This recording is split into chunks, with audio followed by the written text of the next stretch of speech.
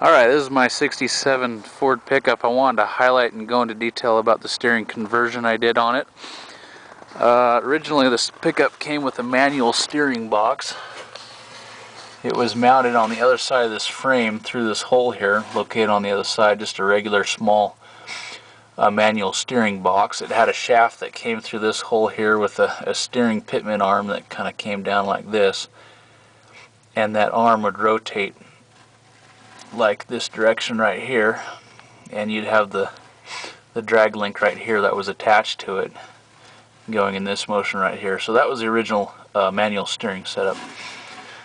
What I did was got a power steering gearbox from a 78 Ford. They made them in 78, 79. I guess they're pretty popular for their durability. They're getting really hard to find and kind of expensive. So I'll show you how I stuck it in there.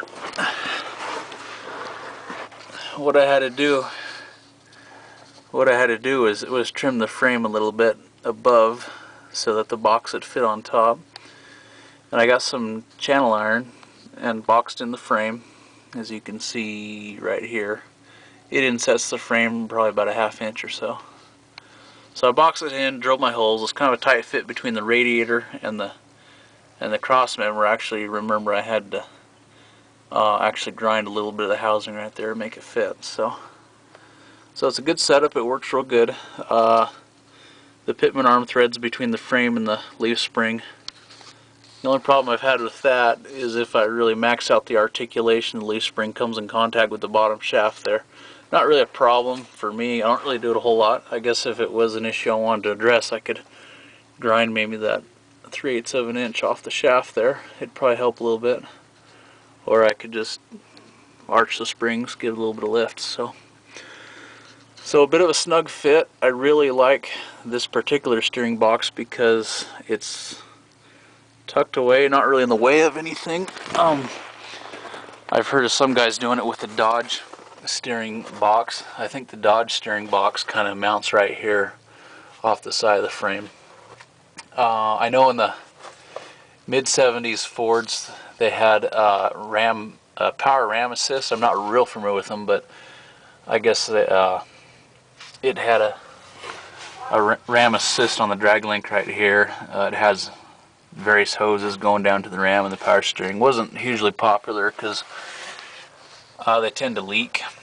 And also, if you have that stuff in here in the engine or in the compartment here, your tire, if you put an oversized tire on, it can get into the hoses with chains, big tires, and all that stuff. So I really like this setup here. This is a 1978 steering box. It tucks away real nice on top of the frame, nothing to get in the way of your tire.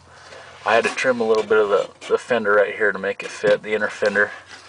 Also had to cut out about 3 or 4 inches of the steering shaft right here.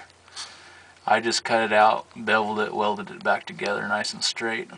Doesn't seem to be a problem. The original steering box was a lot shorter, a lot smaller.